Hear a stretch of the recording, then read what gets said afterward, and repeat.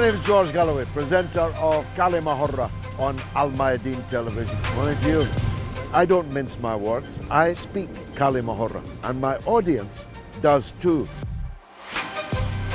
كلمة free word, free for me, free for you. Catch it. Nice to meet you, brother.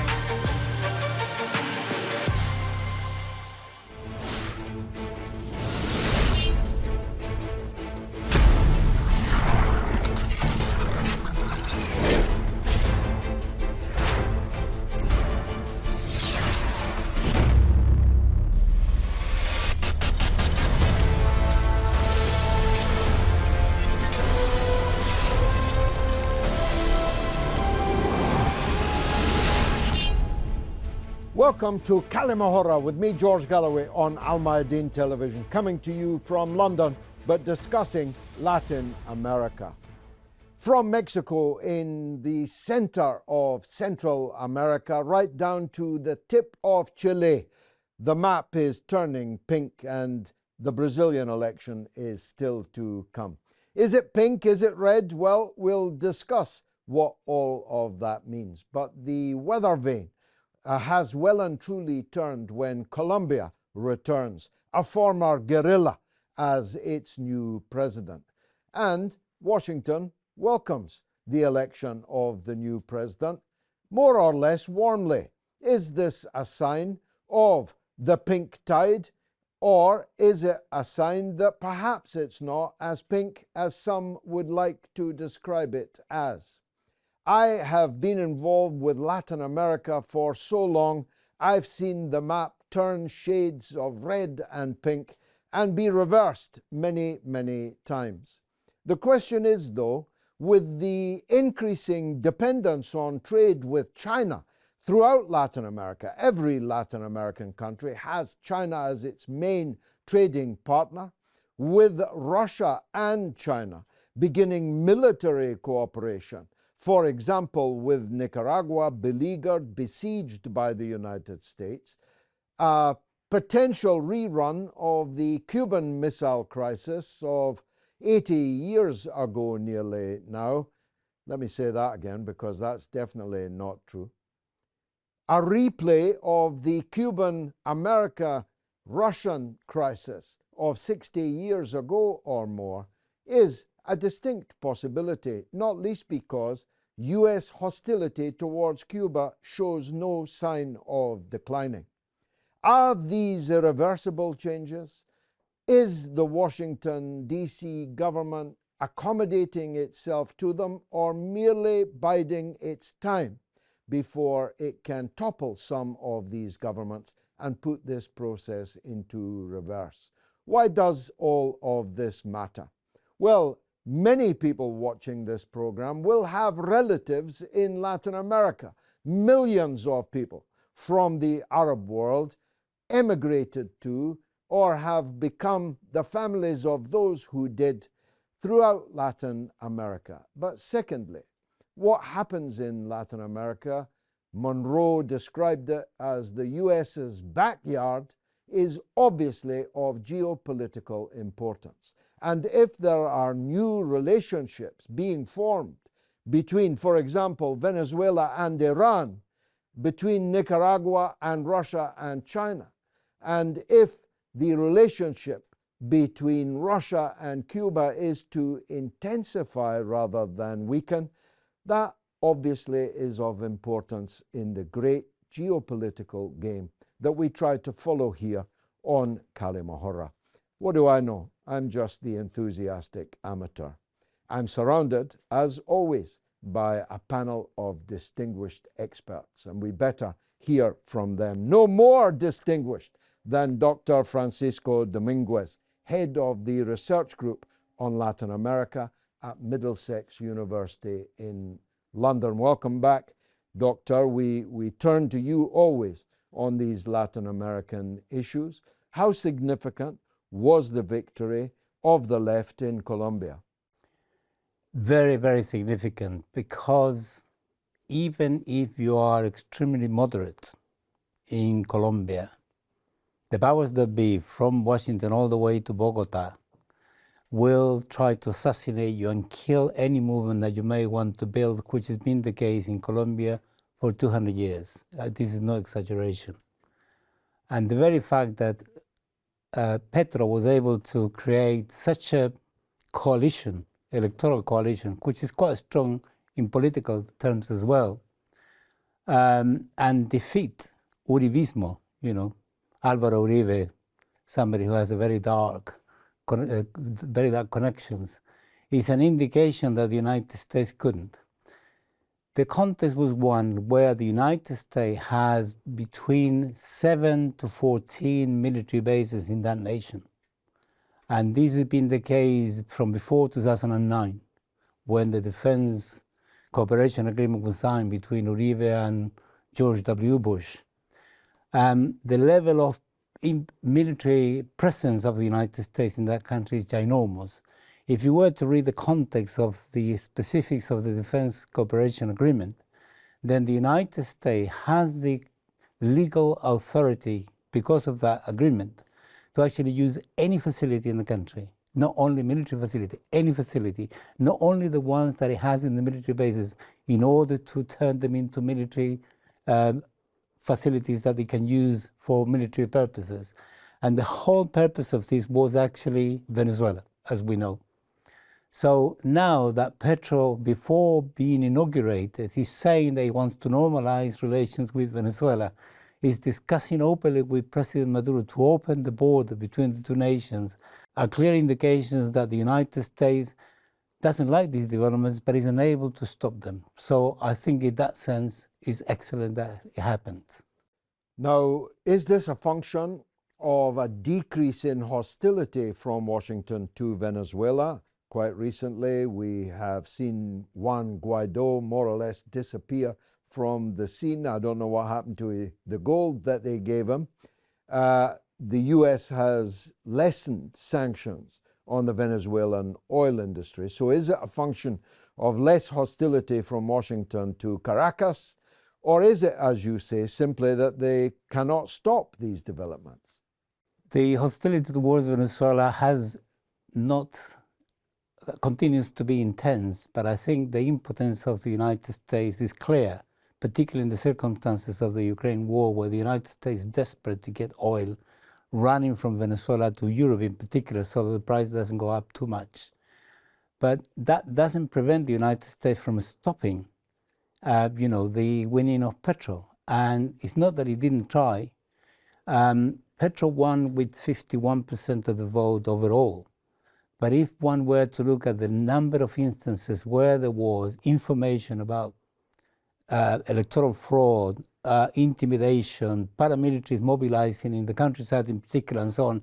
And if you look at the country, the way they voted, excuse this figure, you have the country dominated by Petro along the edges, and in the center, which is where the paramilitaries operate, is completely on the wrong side, as it were, on the right wing. So clearly they tried everything, and nothing in Colombia happens at those levels without the United States actually agreeing to it. So this is a clear another indication that the United States was impotent. I don't want to exaggerate the point because it's still very powerful, impotent to stop Petro from winning. So this is clearly a winning for us. Now exactly what it means from now on, which is going to be the difficult task of governing, we'll have to wait and see. But the difference this time round in Colombia is they are not alone, quite the opposite.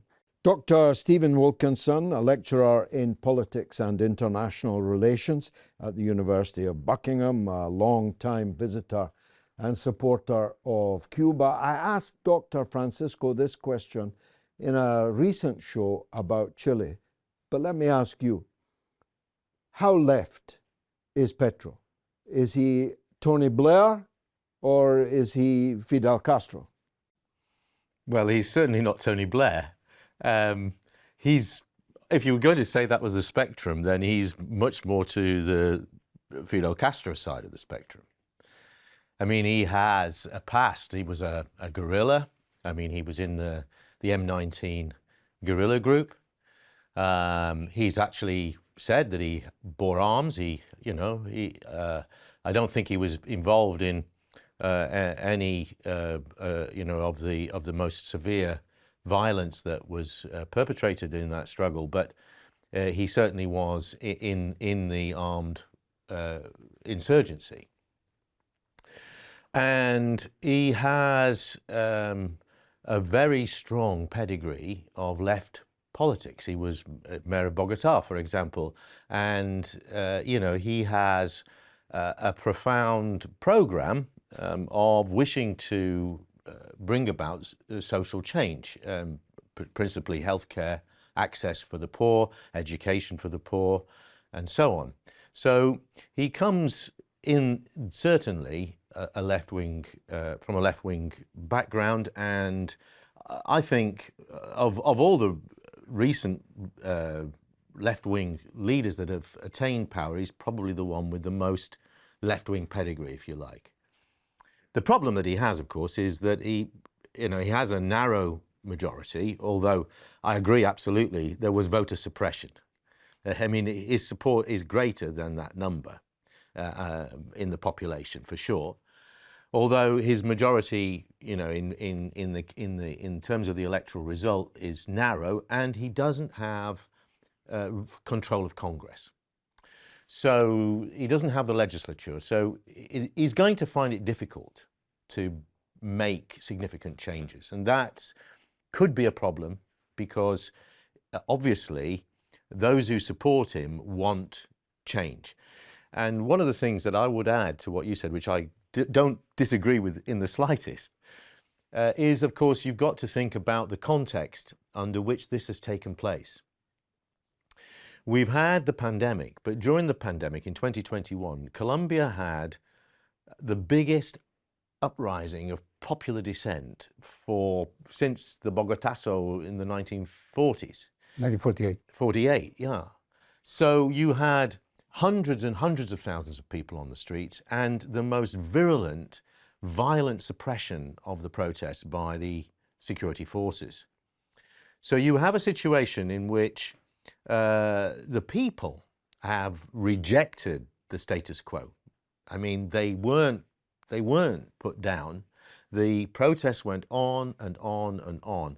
And so you've got a situation, and this is why I think the United States is impotent, that the population is actually activated. And when you get that kind of mass activation in Latin American politics, it is kind of unstoppable, which means that they really had no choice but to allow this man to become president, really. Victor Fraga, you're a celebrated Brazilian filmmaker, expert on Latin America as a whole. Do you see this as a subcontinental tide, or are these very country-specific developments? Well, Brazil in itself is a continent. We must remember that both in terms of population and territory, Brazil is more or less equal the rest of South America.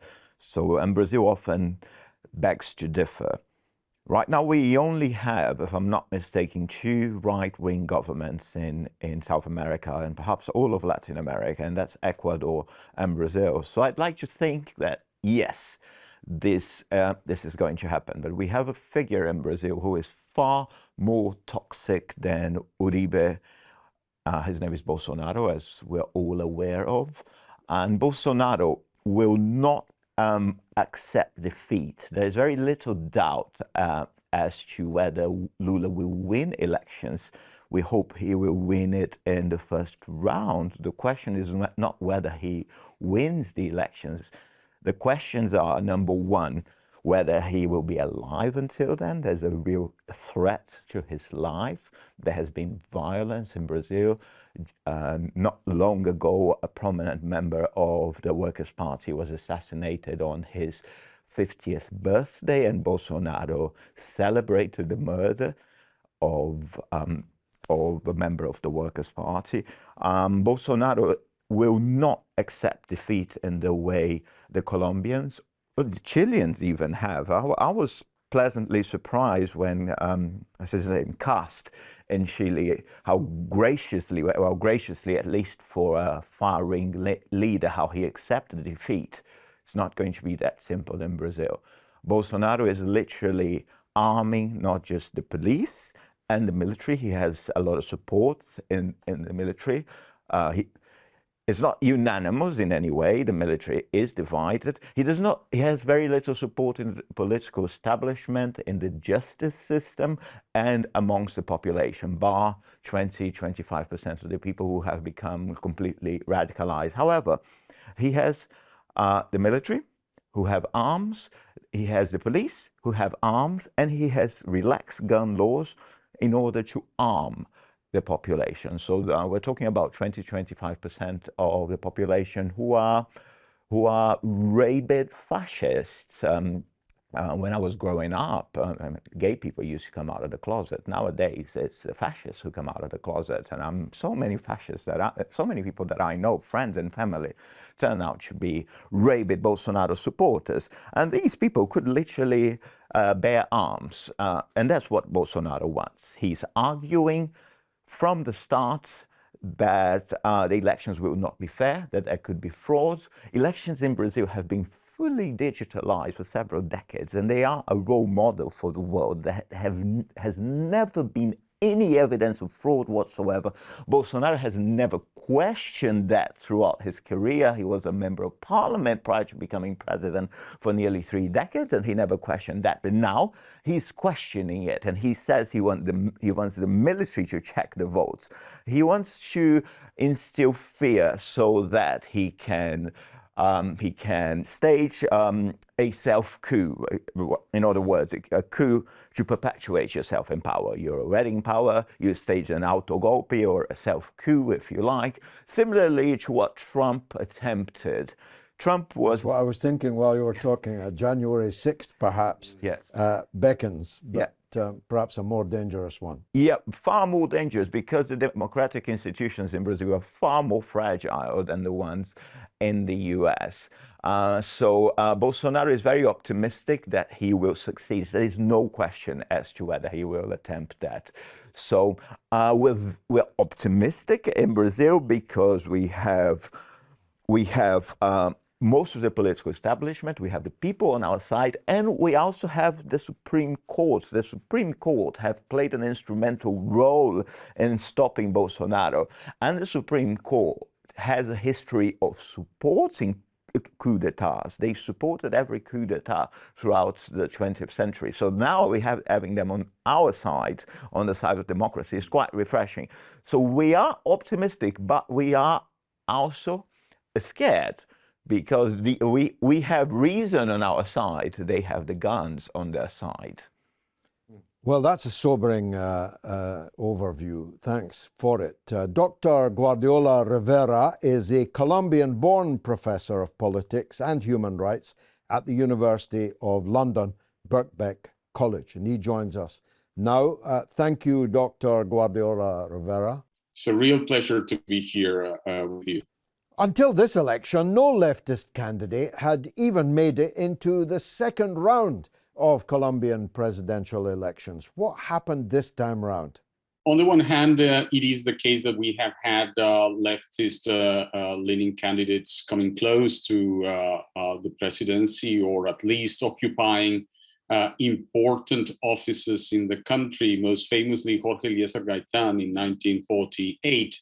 And in the late 1980s, after the movement that Gustavo Petro belonged to, the guerrilla movement known as M19, left on a struggle, it won a considerable number of seats, indeed a majority, in the Constitutional Convention that changed Colombia's constitution in 1991. But it is true that no leftists had, in the 214 years of Republican life, made it to the second round, let alone the presidency of Colombia. What changed this time? What changed is very well demonstrated by the protests, the general strike that took place in Colombia in between 2019 and 2021.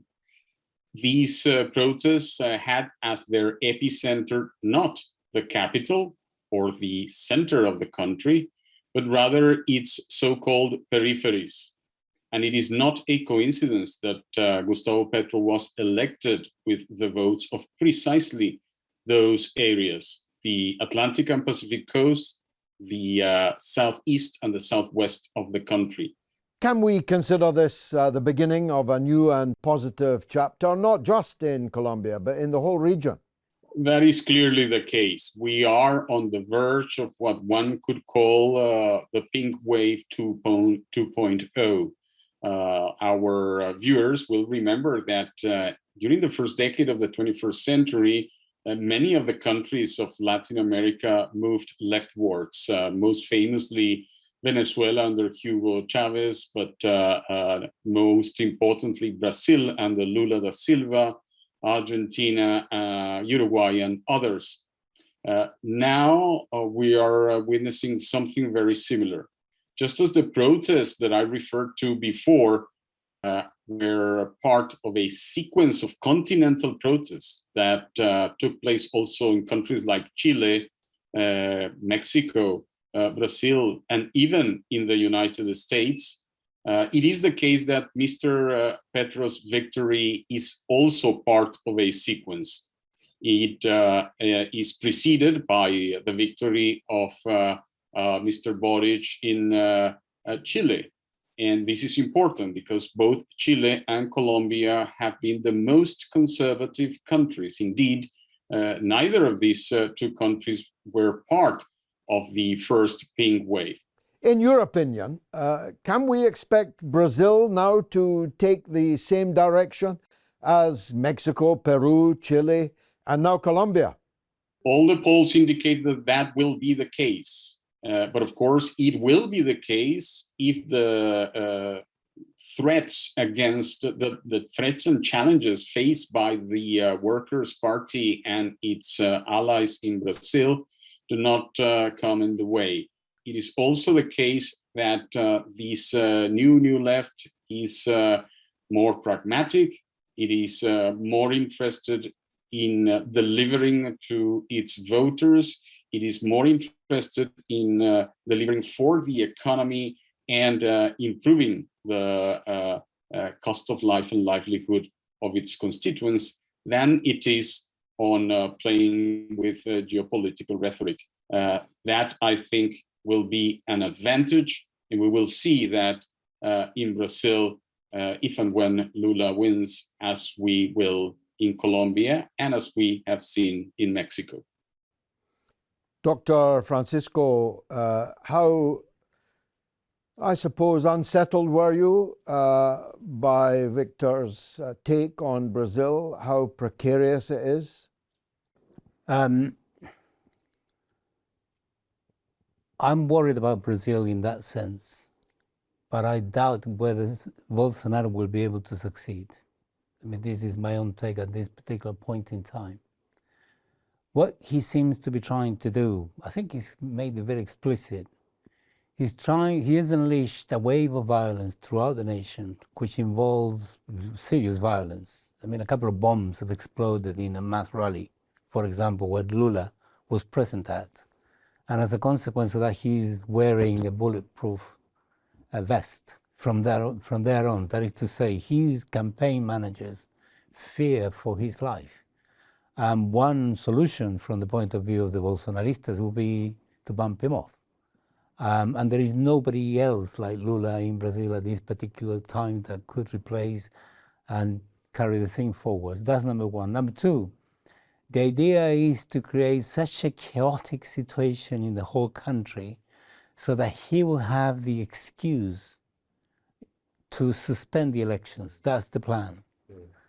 Nevertheless, the problem is he needs to implement these with some legitimacy. That is to say, he has to resort to Congress in order to implement such a thing. Because if he's going to do legitimately, that is to say, he's going to suspend the election, he'll require a positive vote in Congress and the Senate. I think there is no possibility that he can get that at all. The second thing that he will need would be some legitimacy from the Supreme Court. That is to say that they say this will be legal, constitutional, and so on. And there is no chance of that either. And the third thing is that he will have to get the armed forces completely rally behind him, and this is not the case at all. Perfectly poised. We'll be right back after the break. Stay tuned.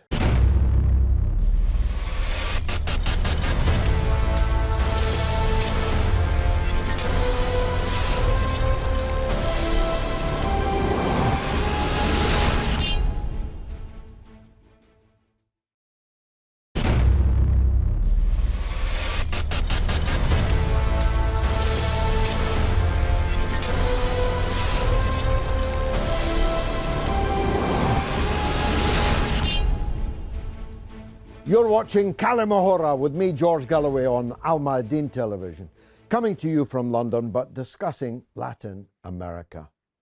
Our next guest, Geroy Dolincha, is Irish but lived in Colombia for 20 years. He's especially interested in the environment, climate change, human rights, and international relations, an author and commentator of note.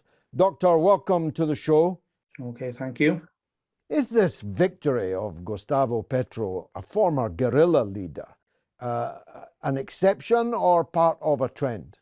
Well, it's not so much that it's an exception in Latin America. There have been other former guerrillas elected. For example, in Uruguay, Pepe Mujica. But the Petro's election in Colombia certainly has changed the political landscape. Not as much as commentators think, but he has changed the political landscape, and it is quite exceptional in Colombian terms that someone like him would become president. Peru, Chile, Mexico, now Colombia. Could Brazil go the same way in your view? Well, Brazil has already had left-wing governments, formerly left-wing governments with Dilma Rousseff and Lula. And all indications are that he will win the elections again. But, you know, we keep talking about left-wing governments, and there are two phases in this, really. There's the previous period when we had this wave of sort of progressive governments in Latin America. Now this new wave, and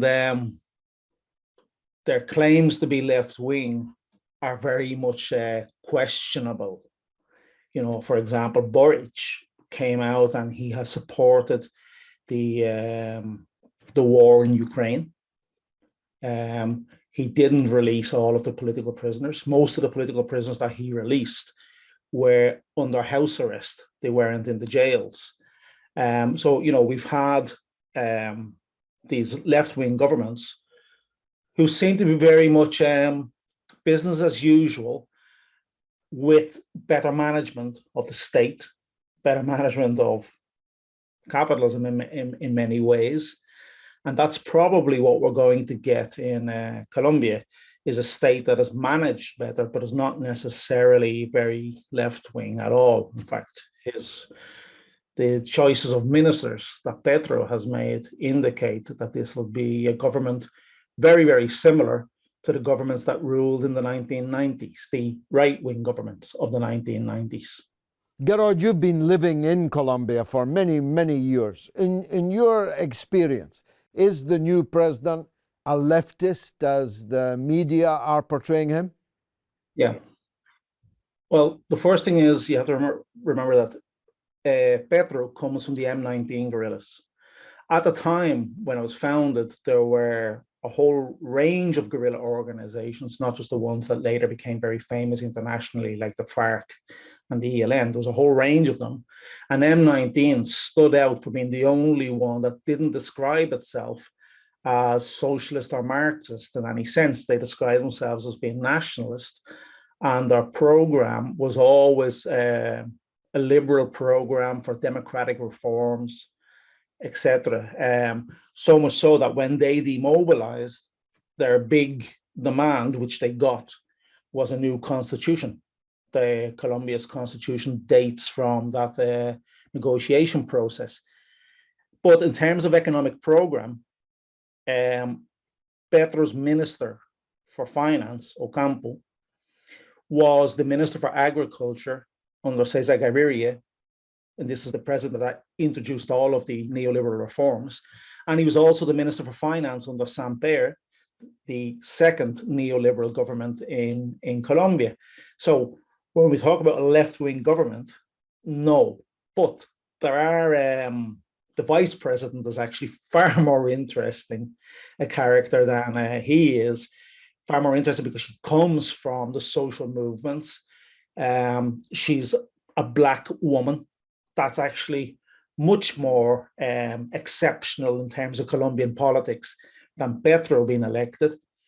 And, you know, there are expectations on this government from the social movement that are not going to be met. Petro's victory speech was very, very clear. He said, we are going to develop capitalism in Colombia, that they're going to reduce the fiscal deficit, that they were going to stick within the neoliberal institutions, the IMF, the World Bank, and meet all of their obligations with these institutions. And he has also said that one of the areas of hope for some people is that he says he wants to renegotiate the free trade agreements, but I don't see that actually happening. There are other progressive measures that he has already stated he will do. He is going to ban fracking. It is almost certain that he will be able to do that. His minister clearly wants to do that. And he will have some reform of the health system, but not as profound a reform as many people would like.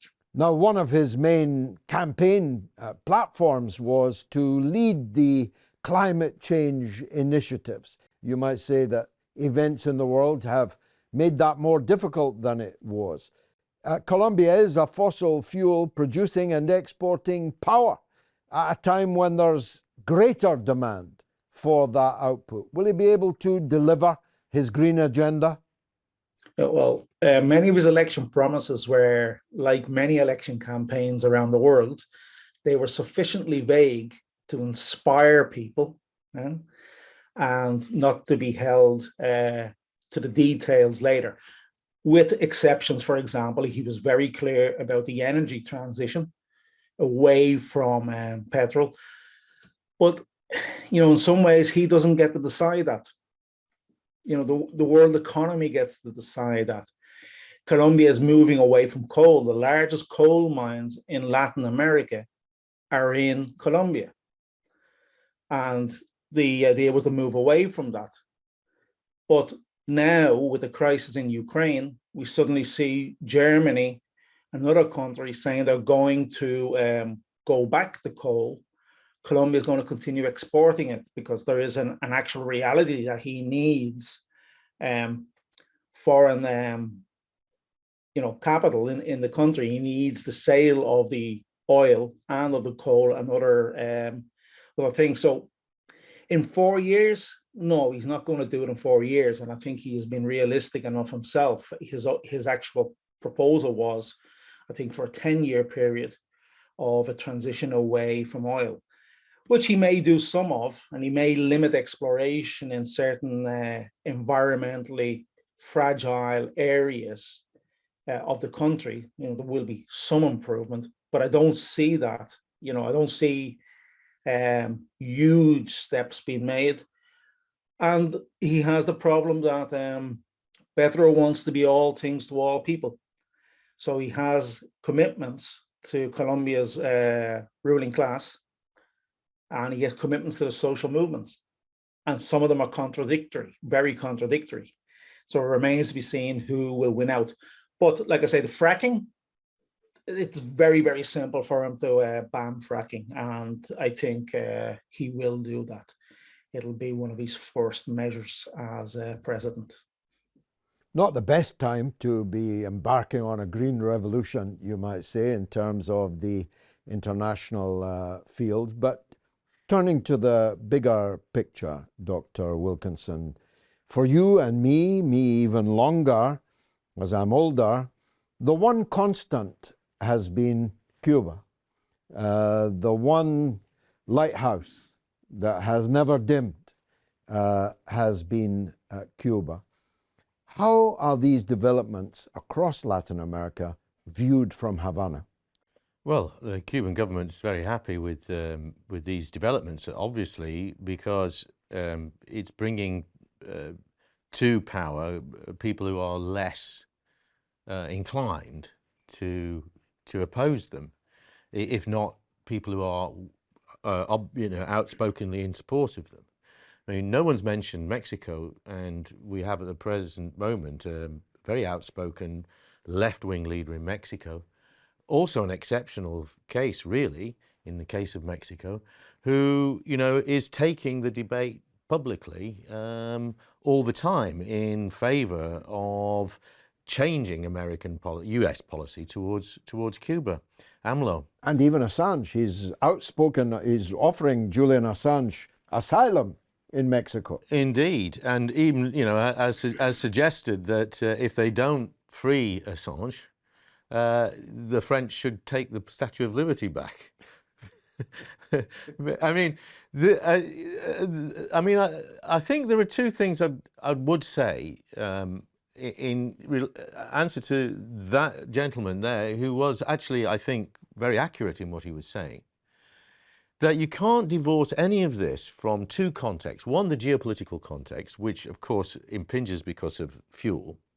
Incidentally, Cuba at the moment is suffering greatly because of the fuel situation. The Russian oil has just arrived, hundreds of thousands of barrels. One hopes that it will be alleviated, but it has been difficult the last few weeks. But the other thing is, you can't divorce it also from this is the historic situation in Latin America, and he mentioned class, the ruling class. That you have a situation to generalize, obviously dangerous thing to do, but in almost all Latin American countries, you have this mass of poverty-stricken, generally population, and a very small, very, very highly wealthy oligarchical ruling class. And this has been the case that when the mass is mobilized, the ruling class has to kind of accept the fact that they've got to let that voice be heard for a while, because otherwise it could unleash a problem that'd be too big for them to handle. And that's the situation which has arisen in Colombia. And the fact that a vice president has been elected who is a black woman, a single mother as well, who has, comes actually from the working class. And of course, it is a racialized situation in these countries. This is symbolic, a very profoundly symbolic thing. Now, the situation in Colombia could go both ways. And that's the situation. As in Brazil, I think you'd agree, it could go two ways. Either a coup and horrific repression, or actually a revolutionary situation could arise. Now, in that context, of course, Cuba remains a beacon, because this situation arose in Cuba in the 1940s and 50s and resulted in a revolution. And the radicalization of the process is always possible, and that's something that we really have to take into account. Victor, which of that dichotomy is likely to play out in your view? I must say I'm with Dr. Francisco. I don't believe that Bolsonaro has the strength, either institutional nor amongst the people, to bring about this auto coup that you refer to. But let's say I'm right for a minute and Lula becomes president again. It's back to my earlier question. What Lula? Which Lula?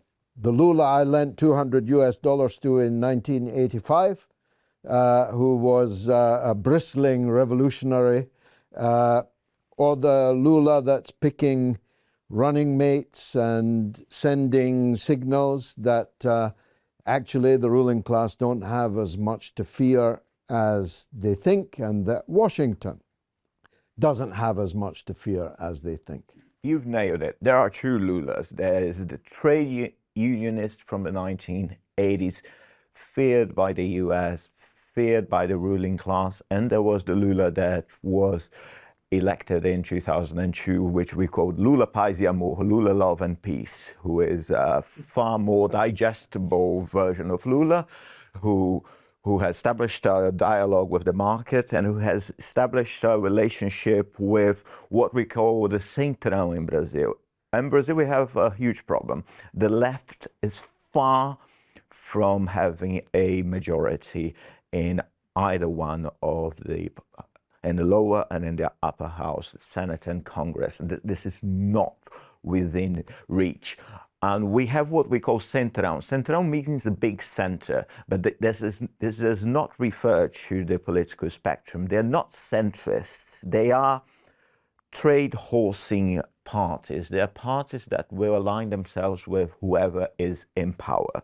So Lula and Dilma, in order to govern, they had to align themselves with the Centrão. They would not be able to govern with 20 or 25% of members of parliament. So we're not going to see, I'm very sorry to say, and I'll politely disagree with you on that, I don't think we're going to see a left-wing revolution in Brazil. Lula's running mate is a very vivid example of that. Lula picked Geraldo Alckmin as his running mate. Geraldo Alckmin is Lula's former foe. He was defeated by both Dilma and Lula previously in the presidential elections, running in the PSDB, the right-wing party. He has now moved away. He has become, once again, more digestible, but in the other direction. He has become more left-wing. So Geraldo Alckmin joined a left-wing party and he's campaigning with Lula.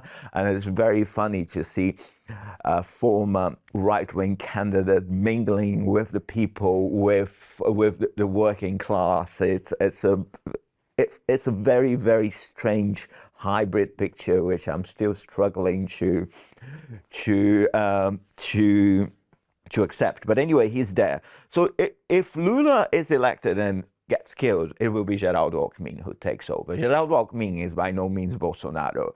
He is a far more moderate man, but he's in a left-wing party, but he's by no means a left-wing politician. So we're going to see a Lula that is far more flexible, that is going to establish a dialogue with the trade industry, a Lula that we're not going to see, if we're talking once again about a very, very wide spectrum with Tony Blair, Fidel Castro, we're neither going to see a Fidel Castro nor a Tony Blair. I think we're going to see something bang in the middle, someone who is, and it will be a huge relief because the situation in Brazil is so tragic right now, and the real possibility of a military coup is so scary that a moderate Lula is a much, much, much, much more welcome solution. I know that you know this, but for the avoidance of doubt, it's not my business what internal domestic policies any Latin American government follows. It is my interest what their international role is, what their relationship to American imperial power is. And so I raise the issue of this spectrum only in that regard. Whatever way it breaks, Dr. Francisco, this is a long way from the grim generalissimos that governed most of Latin America during our lifetime. So whether pink or red, we've come quite a long way. Absolutely. I think without ignoring the complexities of every single case, you name a country, you have a lot of complexities. The movement overall of the region is absolutely in the right direction, but it's not only in the right direction, but it's solid. I think that's what matters. We've seen this when you are a small Latin American countries, you could be 10 million, 20 million, 30 million inhabitants. When you have to confront publicly in a summit, the United States, the boss, and you tell them what you think publicly, such as happened in the Summit of the Americas, that is a clear indication that things are changing quite dramatically. There are many things that can be said about the Summit of the Americas in this regard, but I concentrate only on two. Number one, the whole region revolted at the exclusion of Cuba, Venezuela, and Nicaragua.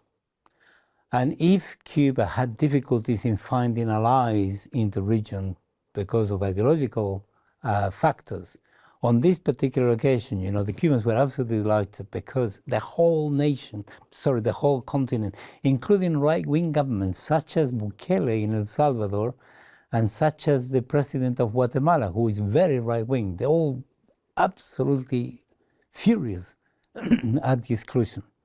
So that's number one. Number two, the person who actually was, many presidents refused to go. López Obrador refused to go. Luis Arce from Bolivia refused to go, and several other presidents refused to go in protest at this. But they entrusted Alberto Fernandez, president of Argentina, to express their views regarding this exclusion. And he did two things. I mean, the speech is a bit longer than that, but I'll concentrate on the two key ones.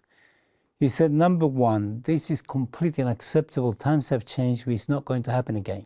In other words, he intimated that if there was another summit, they will not come at all.